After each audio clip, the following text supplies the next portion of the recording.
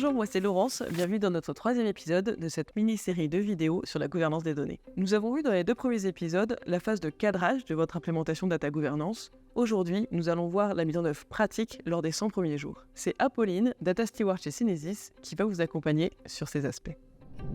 En théorie, comment évaluer le point de départ d'une entreprise ? Pour évaluer le point de départ d'une entreprise, on va la situer sur notre matrice de maturité. Cette matrice de maturité est divisée en 4 axes. L'organisation, le processus, l'outillage et l'acculturation. Chacun de ces axes est évalué par palier.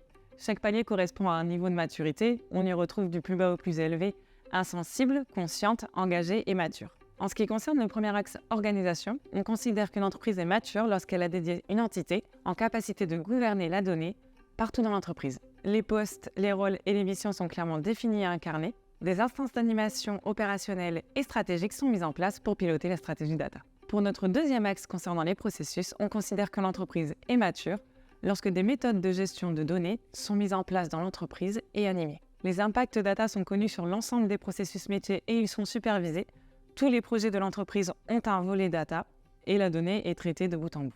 Le troisième axe sur l'outillage juge une entreprise mature lorsqu'elle dispose de solutions utiles à la gouvernance de la donnée et à son usage. Les données maîtres sont centralisées et totalement sous contrôle.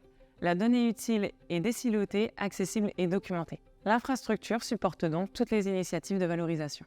Le dernier axe de notre matrice de maturité est l'acculturation. Pour être mature, une entreprise est data-centrée et à ce titre, chaque acteur est impliqué dans la collecte de données et est orienté qualité. La donnée n'est plus un concept virtuel mais bel et bien un outil du quotidien. La direction générale est donc le sponsor de la stratégie data de l'entreprise.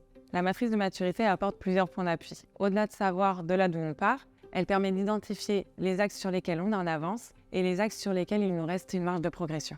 Il est important d'avancer de manière équilibrée sur les axes de la gouvernance et cette évaluation nous permet de prioriser les axes sur lesquels on doit travailler pour équilibrer les avancées.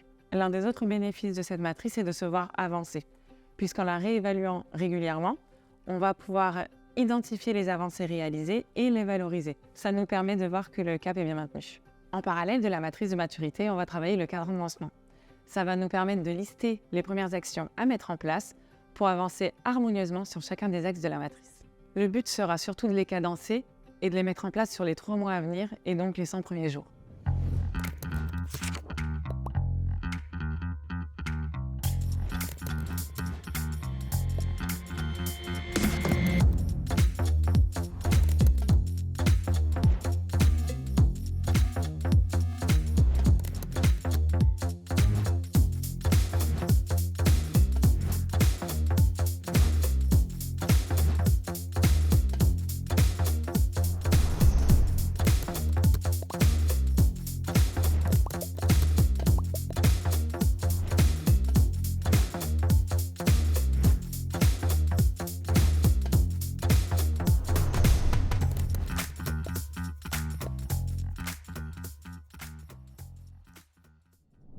Afin d'évaluer le point de départ d'une entreprise, on effectue divers entretiens avec les différents acteurs ayant un lien avec la data.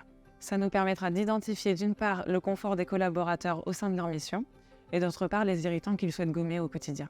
On va comprendre le fonctionnement entre les différents acteurs ainsi que les process de l'entreprise.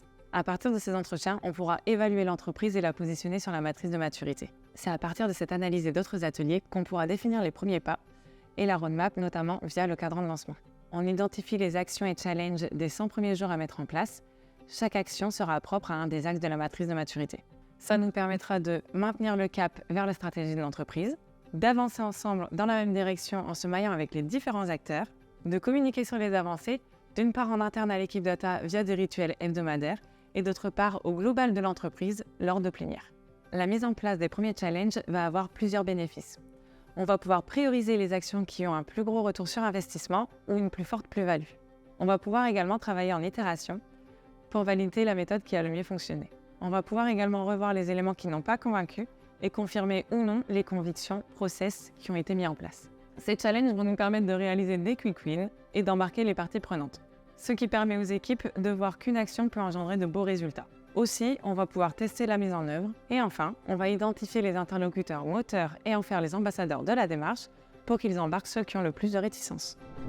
Vous constatez donc que la roadmap et le quadrant des 100 premiers jours sont les premiers pas indispensables pour avancer correctement sur chaque pilier de la gouvernance des données. Dans le prochain épisode, nous parlerons des rôles et des métiers autour de la gouvernance des données.